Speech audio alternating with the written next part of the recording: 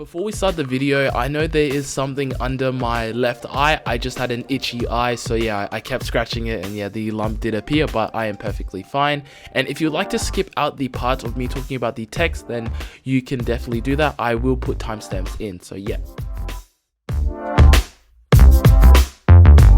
Guys, I'm Izzy and welcome back to another video. And you guys know that Techtober is going crazy with just a lot of tech being released, but in today's video I will be talking about the Google Pixel 6 and the Pixel 6 Pro.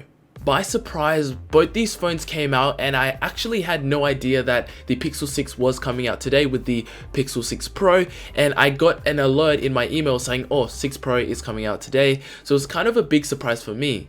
So you know the deal, we have to go through the specs of both the 6 Pro and the Pixel 6, so let's do that right now.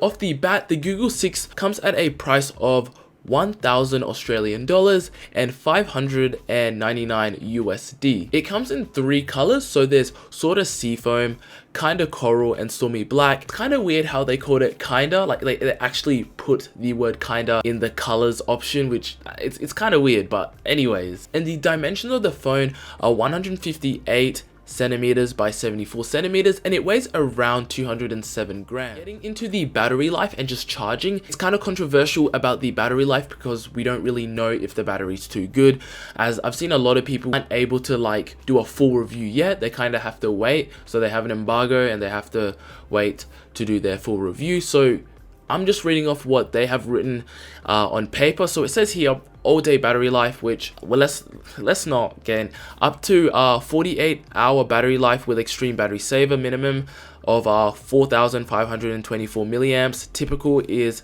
4,614 milliamps. So this range is pretty good when it comes to battery life. I think the range of milliamps is pretty good.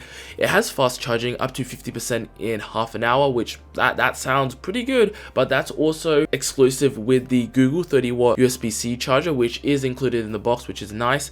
And it has the QI certified wireless charging, so that's pretty good, and fast wireless charging between like 2 phones, so having back-to-back charging, if you want to call it, so charge other devices wirelessly. So that can be your AirPods or just somebody else's phone which has charging wirelessly enabled. When it comes to storage, the minimum is 128 gigabytes and the max is 256. In 2021, I think 64 is definitely not the minimum because it just runs out really quickly, but also I think 256 gigs could run out, but it depends on who the consumer is. So if it's somebody who just doesn't really use their phone too much in terms of photos and videos, then it obviously won't take up a lot of storage. But yeah, it all depends on the consumer at the end of the day. And they're using the Google Tensor Titan M2 chip, so I'll still get into that a bit better when I just understand the chip a bit more, because we haven't really got a full review on it by other tech reviewers. The back camera has a 12 megapixel ultra wide camera and it has a 50 megapixel Octa PD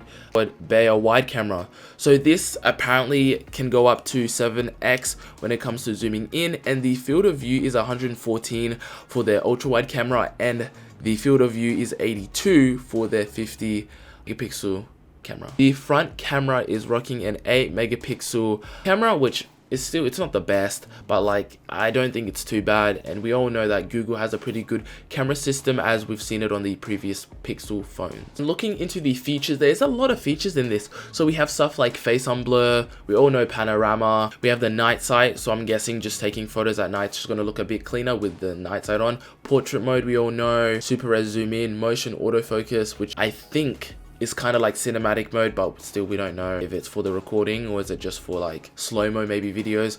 And going into video recording, back cameras can record up to 4K at 30-60 FPS, which is that's pretty good. 30 and 60 FPS 4K is really nice, I think, for especially anyone who wants to make any YouTube videos. And also 1080p 30 and 60 FPS. The front camera actually apparently can run 1080p 30 FPS, which I need to see it to believe it.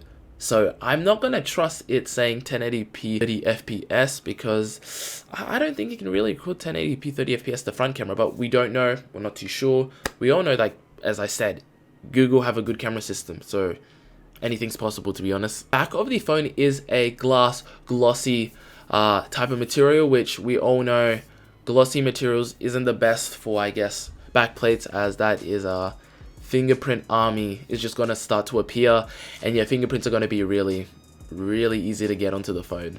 So for the Google 6 Pro, most of the things are kind of the same. I did forget to mention that the Google 6 does have 8GB of RAM. That's one thing I forgot to mention. I don't know how, but going into RAM, the Google 6 Pro actually has 12GB of RAM. So the display for the Pixel 6 is a full screen 6.5 inch 1080p display, and goes up to 90 Hz. It is an OLED panel. Comes to the price of the Google Pixel 6 Pro, it is coming at around 1,300 Australian dollars and coming at around 900 USD. The display is a tad bit bigger, coming at 6.7 inches, and it is 1440p display OLED panel and goes up to 120 Hz. And of course the dimensions and weight is going to be a tad bit bigger, coming at around 163 centimeters by 75 centimeters, and it weighs around 210 grams. The battery ranges from like a minimum of 4,900, and typically it could get around 5,000 milliamps, but as I said, we haven't really got big reviews on